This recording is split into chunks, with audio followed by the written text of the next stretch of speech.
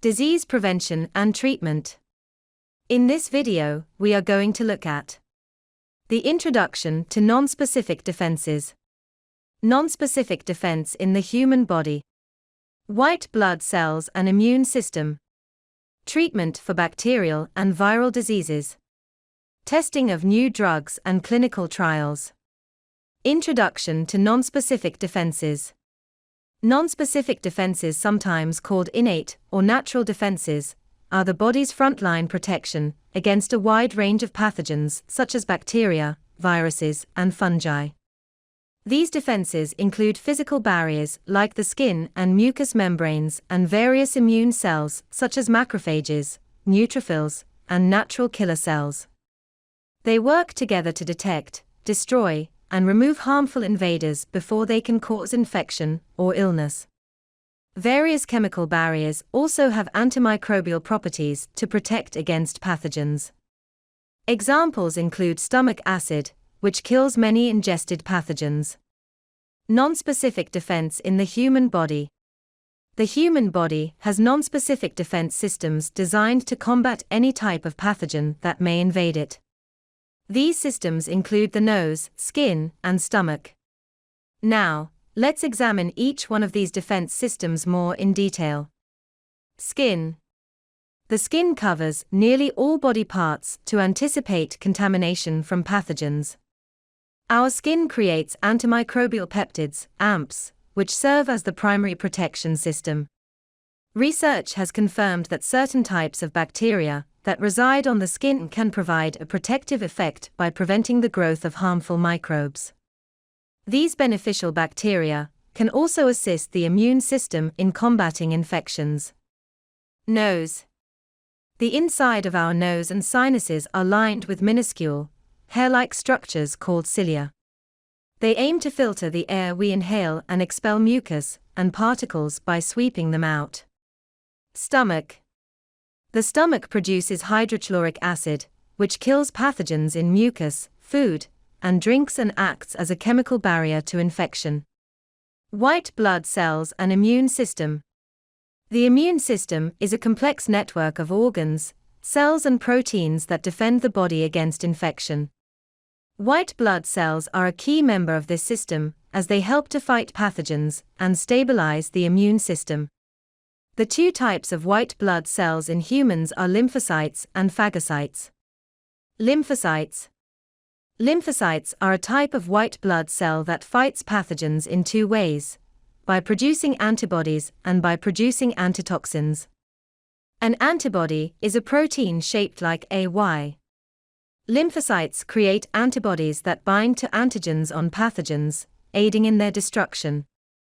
Antigens are substances the immune system recognizes as foreign or harmful and trigger the immune system to produce antibodies against them. They can come from the environment, such as chemicals, microorganisms, infections, or dust. Phagocytes. A phagocyte is a cell that can consume and occasionally break down foreign particles like bacteria, viruses, carbon, dust, or dye. During phagocytosis, phagocytes are attracted to infection areas, engulf pathogens, and release enzymes for digestion. Treatment for bacterial and viral diseases. Antibiotics are medicines that kill bacteria in the body. Different types of bacteria require different types of antibiotics for treatment. Antibiotics can be administered orally or through injections. Antibiotics have significantly decreased fatalities caused by bacterial infections, although antibiotic-resistant strains are becoming more prevalent. Painkillers are used to treat viral diseases. However, they don't kill viruses, they can only treat the symptoms. Drugs that kill viruses often damage the body's tissues. Extraction of drugs. Throughout history, drugs have been extracted from plants and microorganisms. One significant discovery was penicillin, which Alexander Fleming found in Penicillium mold. Chemicals extracted from the foxglove plant are utilized to create a medication called digitalis, which treats heart conditions. Aspirin, a common painkiller, can be produced from the bark of willow trees. Testing of new drugs and clinical trials. The clinical trials are designed to extensively test the following properties of new drugs. Toxicity refers to the harmful effects a chemical or mixture of substances can have on living organisms. Efficacy refers to the highest level of impact a medication can have, regardless of the amount administered. Dose. It is the amount of a medicine, drug, or vitamin taken at one time. Preclinical trial. The preclinical trial will decide whether the drug is ready for clinical trials. During this stage, drugs are tested on cells, tissues, and living animals. Clinical trials.